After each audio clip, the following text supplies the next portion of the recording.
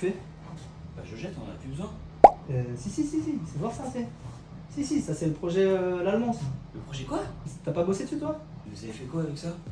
Je t'explique. Bah ouais, Ça y est, je t'explique. Ça, c'était un projet qu'on a fait pour l'allemand. L'allemand, ils sont spécialisés dans la fermentation. La fermentation? Ouais.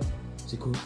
La fermentation, c'est genre les levures, les bactéries qu'on utilise dans le lait, dans l'alimentation bovine, dans plein d'endroits en fait, des levures.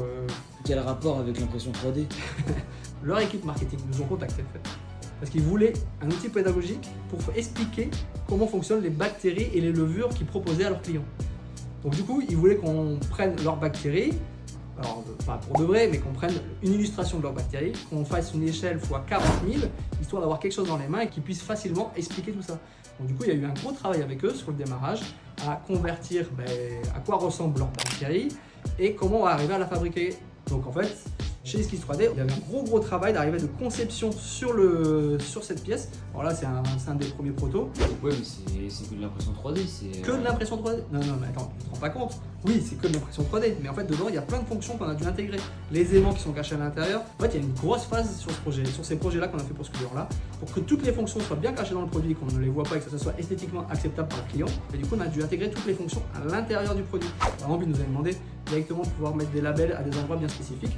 Et du coup, il a fallu mettre les aimants pour pas qu'ils se voient à l'extérieur, mais qu'ils soient directement intégrés dans le produit. Donc en fait, oui, c'est que de l'impression 3D, même si on a fait un socle en PMMA et en bois usiné, histoire de donner que ça fasse quelque chose de plus cossu sur le produit.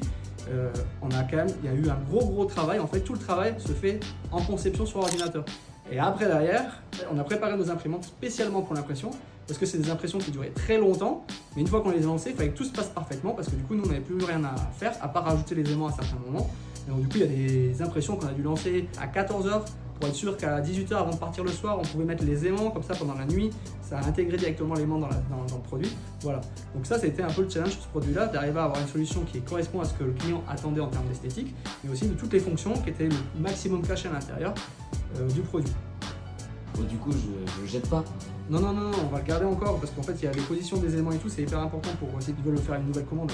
Et pour finaliser ce projet, on avait même fait un présentoir pour chaque produit qu'ils puissent les présenter pendant leur événement. Et on avait même fait une énorme mallette de transport avec la mousse et tout à l'intérieur, quoi. Donc là, ça finissait vraiment le produit, quoi.